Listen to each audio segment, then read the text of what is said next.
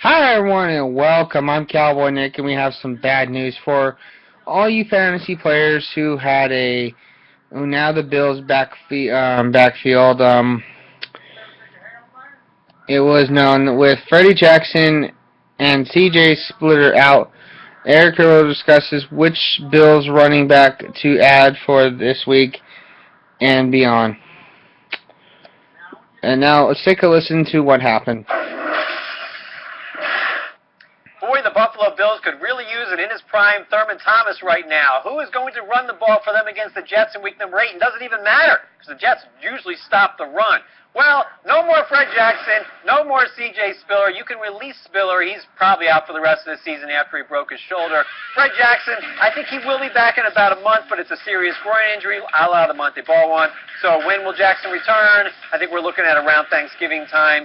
Anthony Dixon, 13 carries, 51 yards on Sunday, but this reminds me a little bit about the Vikings situation with Matt Asiata and Jerick McKinnon. Bryce Brown would be the top running back here over Anthony Dixon if they give him a chance, but he hasn't been active for any games. Now remember, back in 2012, 43 carries, 347 yards, and 4 touchdowns in a 2-week span late in the season for a bad Eagles team against Carolina and Dallas. Buffalo traded for Bryce Brown, and then they haven't used him. But even they admit that coming up in week number 8, Bryce Brown will be active. My question is, will he get more touches than Anthony Davis? So should you use Bryce Brown? My advice is this. You should add Bryce Brown. He's one of the top running back pickups of the week. He has staying power if the Bills give him a chance. He could be a top 20 running back for the rest of the season, and I doubt Anthony Dixon will. But in week number 8, I don't think Bryce Brown's getting more than 10 or 15 touches. I think Anthony Dixon is going to be their guy this week. Then they go on a bye, which means you're not even going to use Bryce Brown for another month. And there are other running backs I'd rather add this week, including Trey Mason. So what are you going to do with Bryce Brown? Add him, sit him on your bench. Don't use Anthony Dixon this week either. But Buffalo's situation, Bryce Brown in a couple weeks is going to be their top running back. He's the one you're going to want, so get ahead of the curve now.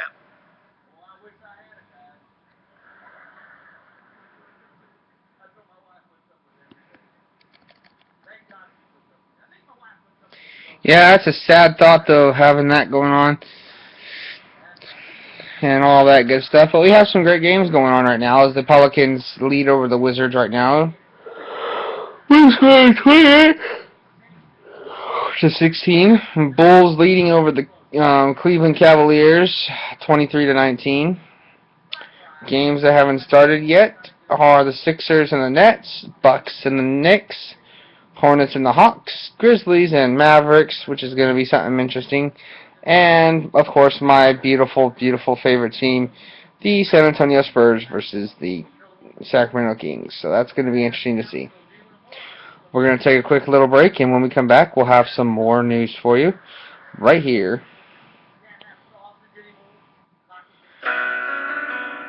We'll have some more for you right here, right after this.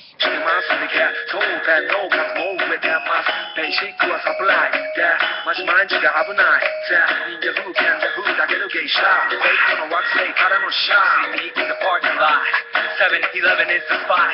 Bikes with wings and shiny things and lions, tigers, bears, oh my ride. We're furious and fast, supersonic like JJ Patton.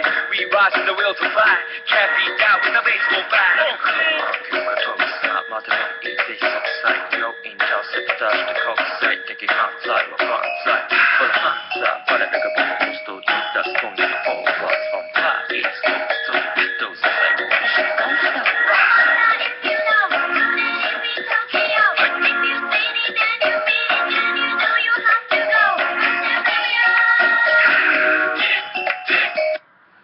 And we are back, and we have some more for you right here as we look at some hockey for today.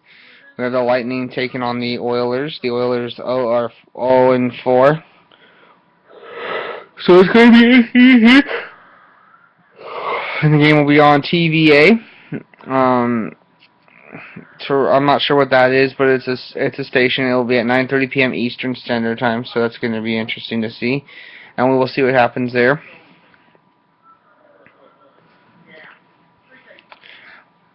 And let's take a look at some of the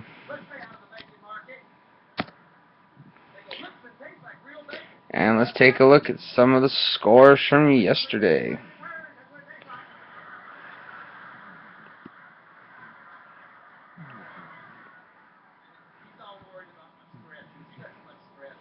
And from the games yesterday, we had some great wins and some great losses.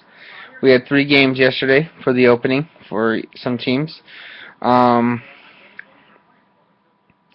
We had Gainesville losing to Orlando in the Amway Center 3-0. So that looks like it's a pretty good one. Ontario playing Alaska, beating Alaska 4-1.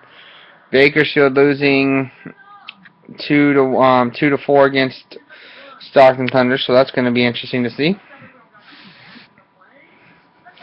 So it's going to be interesting to see as it continues to go, and all that good stuff. And we will continue to have that, and we will have some great game. We will have a great game tonight, as we will see in the NFL once again. We take a look at that. We go ahead and tell you what's going on tonight. You know, we get over there, and then tonight.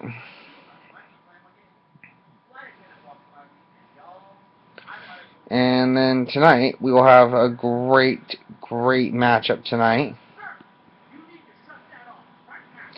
And that matchup tonight will be the Steelers and the Texans at 8:30 p.m. Eastern Standard Time on ESPN. The Steelers will be home. Who's going to win this game? It is unknown. But will it be a close one? It should be. And all that good stuff.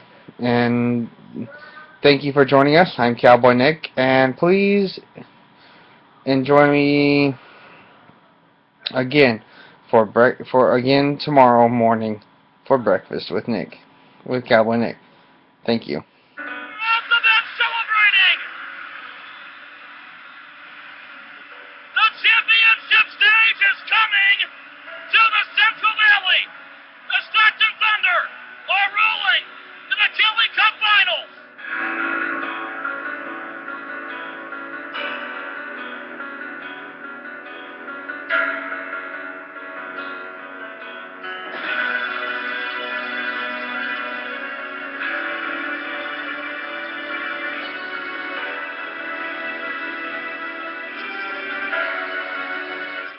Great chance. Here's the shot, and they score.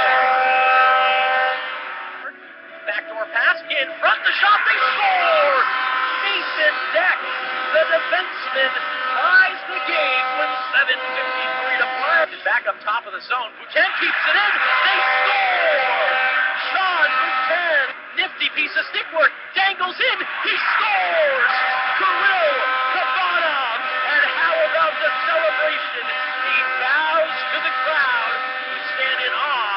Well, he did the old Felino leap there. He even got his stick chopped out of his hand at the end. This kid's amazing.